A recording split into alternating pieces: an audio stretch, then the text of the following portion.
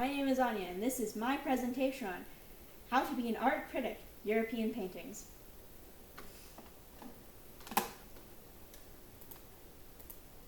This is American Gothic by Grant Wood.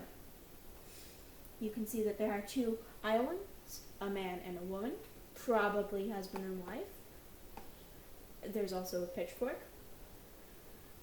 And the everything except for really in the background is a neutral. It kind of shows rural America. It's meant to depict a specific.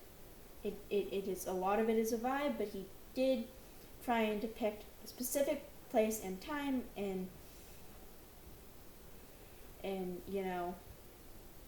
Cedar Rapids. He chose a specific house.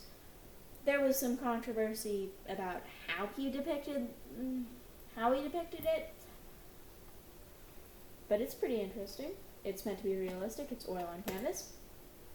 This is Impressionist Sunrise by Claude Monet. You can see that this is Impressionist by the use of color and how he uses subjective color instead of real color. Because look, this is kind of green when really it's kind of meant to be black or blue. And how pastel it is. It really looks like a sunset on water, and it's really loose, and it feels like a memory. It's very good, and it's very impressionist.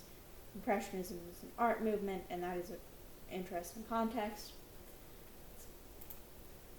This is another impressionist piece, but a little bit less so. This is Julie Daydreaming. You can tell that it's kind of impressionist from the use of subjective color and how loose the brush strokes are, such as you can't really tell if this is a finger or a lock of her hair. It's very fun. Her white clothing and pale skin are meant to provide a contrast to like her hair and the background, which is pretty dark. Very cool. This is Red Hills with Flowers. The dunes kind of guide your eye to looking at the flowers.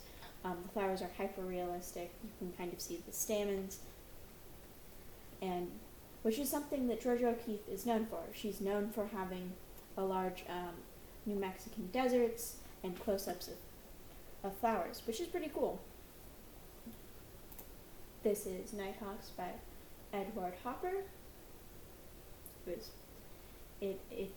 depicting a specific street corner. It's depicting New York at midday in like a pub. This dude is clothed in shadow. I think that he's trying to make it seem even more sterile. Also oil on canvas. All of these paintings are oil on canvas. This is The Scream by Edward Munich. There's some contrast between like the rolling blue of loose to this sun, and also the wood with this, and like these darker figures on this lighter substance. And this dude doesn't have pupils, as well as he's screaming. It's really loose. It's meant to provide more of the idea and concept rather than be hyper-realistic. Some of these are hyper-realistic, such as Nighthawk and Flowers on Red Hills, and some are not. This is not. It's very avant-garde. It's very good. It's really fun. It's an interesting painting. It's meant to be a little bit disconcerting. A lot of it is swirling. You are immediately drawn to the face of him. It's really cool. This is Asian art is more, physical. Like there are a lot of paintings.